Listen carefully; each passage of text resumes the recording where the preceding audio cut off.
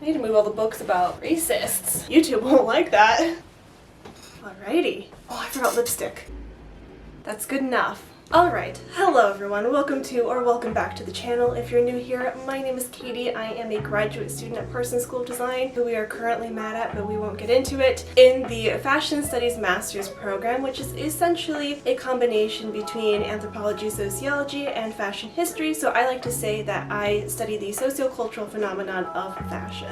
I'm a first-year graduate student, and I am coming to the end of my semester. I am finishing up my finals. The school is currently on strike, so I don't really know what's going on with that, whether or not I should be doing my finals or whether or not I should be submitting them. Don't get me wrong, I am in support of the strike, but as a student it is a little bit confusing. Beside the point, not only am I a graduate student, but super important to the topic of this video, I was also once a community college student. And today I want to bring it back to my roots a little bit, talk about how this entire academic journey started. I have talked a little bit about whether or not community college prepared me for UC Berkeley, and now I want to talk about whether or not my community college education prepared me for graduate school. Because I was a community college student long before I was a UC Berkeley graduate and long before I was a graduate student in New York City.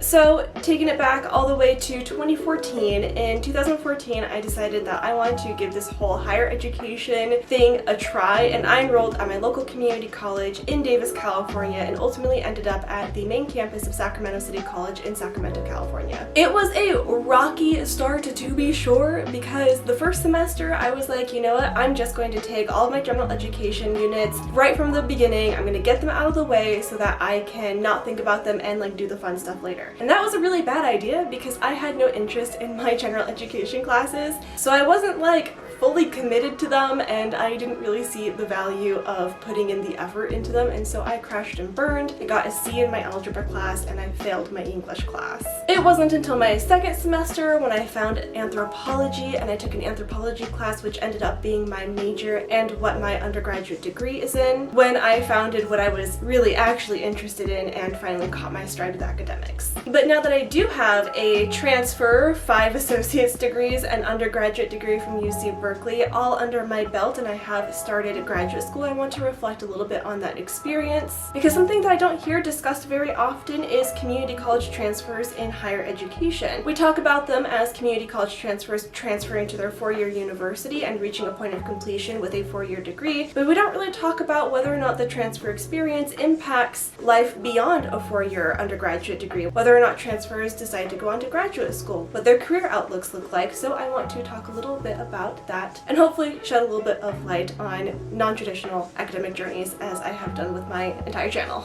So I've broken this up into 2 categories. The first one, I'm going to talk about whether or not community college prepared me for graduate school in the academic sense, and the second category that I want to talk about is going to look at whether it prepared me culturally for the type of cultural environment that you can expect in grad school. At least as I have experienced so far as a first semester master's student, because I know that there's a little bit of difference between master's and PhD experience. So with that intro out of the way, as we can see it's already been about 10 minutes since I've started filming, why don't we go ahead and jump into the academic category first.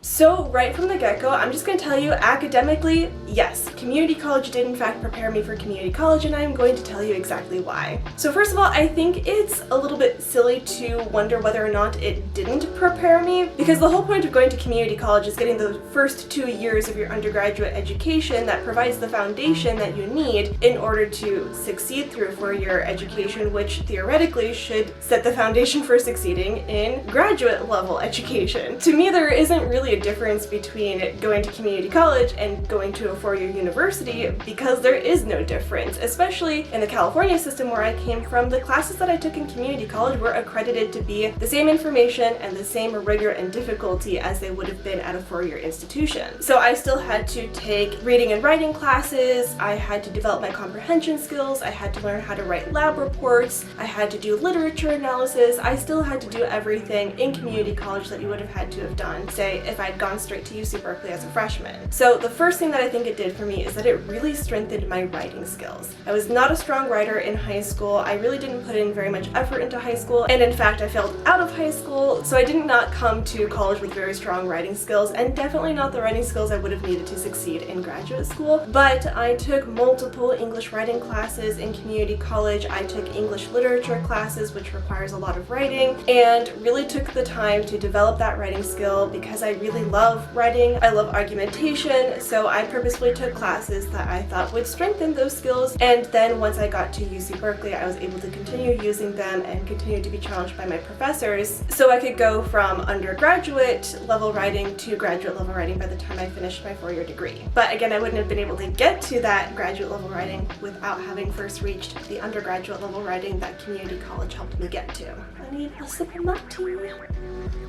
The second most important thing that I think community college prepared me for was my reading skills, my reading and comprehension skills, and that is so important when you go on to graduate school because the majority of my degree is reading a bunch of stuff and then talking about what we read in seminar. That is essentially all that we do, at least right now in my first year, because we are doing all of the reading that is going to set the foundation for us to understand the key concepts, where the scholarship is currently at, the previous research people have done, the theoretical frameworks, the methodological frameworks, and then in our second year we take all that and apply it in our thesis writing. And in community college, not only was there reading required for our English classes, but again, I purposefully took like English literature classes because I wanted to learn more about how you critically analyze a text. And in community college, in my anthropology classes, I had professors even like hand out these printouts where it broke down the different components of an article that you need to pay attention to in developing a research paper. And our professor asked that we had,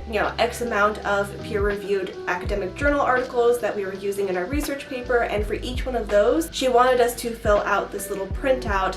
So it taught us where in the article to look for information, how to read that information and understand it, how to summarize it in our own words, and how to then synthesize that information in relationship to the other scholarship that we were looking at for our research papers. I mean, that beyond, I think, anything, well, except for my writing skills, but that was one of the most important things that I could have learned in community college, because that is still how I analyze academic texts to this day. I still look at the article title, who the authors are. I look up the authors to figure out what their positionality is, where they're coming from, whether or not they're a trustworthy source. I read the abstract, the conclusion, the introduction, the section headings. Like, I still do all of the things in reading an academic article today that I did in community college and that I did at UC Berkeley. So, absolutely, most definitely, community college was super important to my reading comprehension skills. The third thing that community college taught me that has translated over to graduate school is learning how to look for the resources that I need to succeed. So community college was really the first environment where I was kind of left to my own devices to figure things out for myself because I wanted to figure them out. And I knew that there were certain things that I needed to get from my community college that would help me be successful in my classes because I did not do well in high school and I did not have a good foundation for how to be a student. I just didn't know how to be a good student. So I took remedial classes. I reached out for help writing my papers at the writing center at my community college. I took advantage of the free therapy that my community college had. I reached out to friends. I joined clubs. I created study groups with people in my classroom. Because I cared so much about doing well in community college, and because community college doesn't really have a lot of that, like, welcome, you're here at our school, you're a freshman, here's all the resources that we're going to give you. They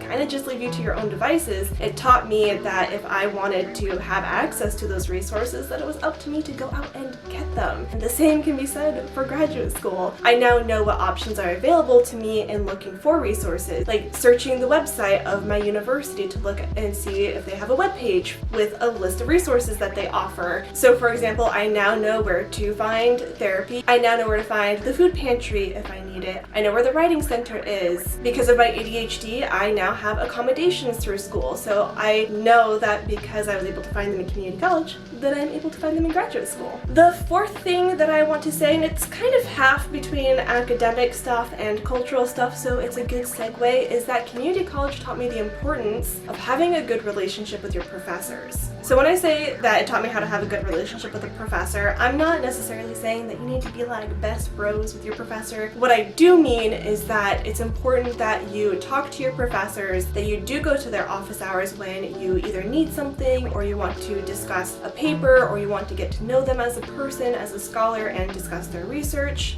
And community college was one of the first places where I learned that professors have something called office hours, and even if they don't have office hours, sending them an email and saying, hey, I need some help, or hey, I'd like to discuss this topic with you, that they're usually more than receptive to setting aside some time to do that with you. And it wasn't just about learning that that was something that I could do, but it was then reaping the benefits and the rewards of doing so in community college. When I did that in community college, I got help writing my essays. I was recommended for the president of the anthropology club at my community college, and because they knew me and they knew my face and they knew I was a good student, they then thought of me when opportunities came their way, and it's how I got my first volunteer position as an archaeologist, and then it's how I got my first paid position as an archaeologist, which is originally what I intended doing before I decided to study fashion. And now that I'm here in graduate school, I know that developing a good relationship with my professors again is going to be beneficial to me when it comes to asking for help with my papers, wanting to meet to discuss my research, and also, getting recommendations for things like internships, grants, funding, etc.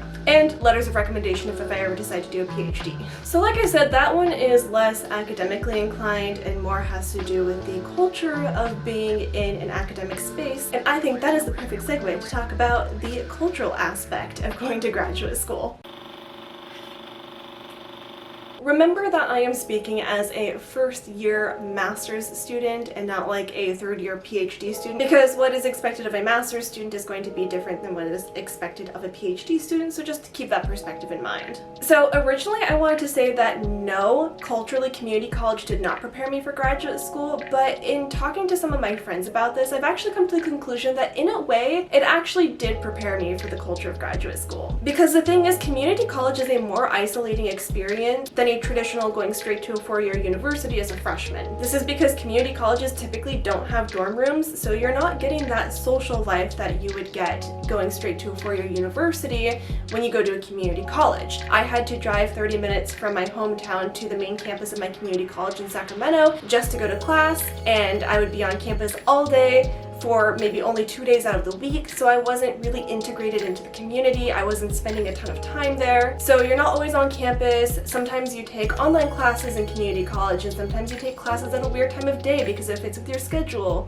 The same can be said for graduate school because I'm an adult. I don't live in a dorm room. I live in an apartment. I have to commute into the city. I don't live in Manhattan because it is far too expensive. So I live outside of the city, and most of my friends live also outside of the city, but in all different parts of New York. There is no like centralized area for us to hang out outside of school. So it's very, very similar to the community college experience of having to commute in, be on campus a lot for like 1 or 2 days and seeing my friends in my classes there and maybe having a study group after class and then getting in our cars and going home. So thinking about it that way, community college really did prepare me for this experience. So while community college is very similar in its isolating experience, I will say that community college did not really prepare me for the way that you are expected to go out of your way to network, to find like scholarships and funding, internship opportunities, etc. However, I will say that community college is what you make of it. So while that stuff wasn't handed to me or expected of me or discussed with me, when I got to community college and I knew what I wanted and I looked for those resources, the same is true of things like networking, finding scholarships, internships, etc. I personally wanted that to be a part of my educational experience. So I purposely went out of my way to find volunteer experiences in the field of study that I was interested in. I found out that my community college has scholarship funds, so I applied to scholarships through my community college. So I guess again, in a way, yes, community college did prepare me actually, but it definitely is something that is self-driven and was something that I wanted out of my education for myself, and isn't necessarily something that everyone looks for and isn't necessarily something everyone knows. Which is the reason why I make YouTube videos about this kind of stuff, because YouTube is one of the resources that I turn to find out about this kind of stuff. The last big thing that I want to talk about when it comes to being prepared for graduate school through my community college education was something I didn't expect to be as big of an issue as it has been, and that is community college that you choose to go go to is often based on proximity. So I went to my local community college, which just so happened to be in a fantastic community college district, and I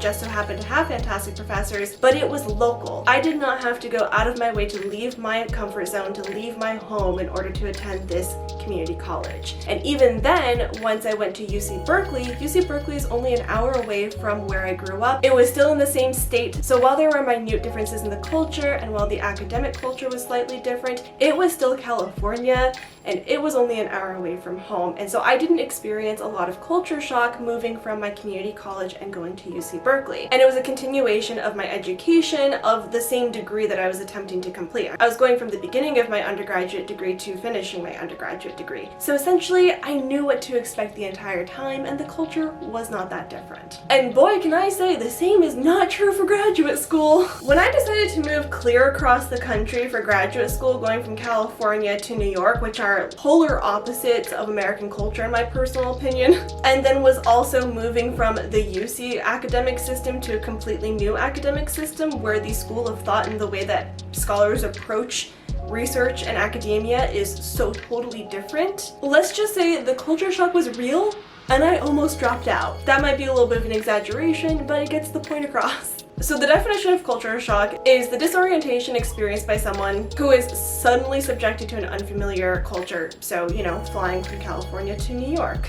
It can cause feelings of intense homesickness, sometimes it can cause feelings of hatred, it can cause loneliness, and like it says, disorientation. So the point of me telling you about culture shock is that it is extremely disruptive. Going into my academic program, there is a little bit of academic culture shock as well. Just the way that people approach things, the way people talk about things was really different from how we handled it at UC Berkeley. Essentially, the point that I'm making is because I didn't have to go far for community college and I didn't have to go far for my undergraduate degree, I never experienced that culture shock that you might have gotten going to a four-year university straight out of the gate from high school in a different state or in a different part of the state that you're from. So I just never had the opportunity to experience that. So doing it here in New York for graduate school, which is harder than undergrad, was a huge struggle for me. The thing is, I can't really fault my community college for my experience in culture shock because the point of a community college is to serve its local community. Do I regret going to community college though? No, absolutely not.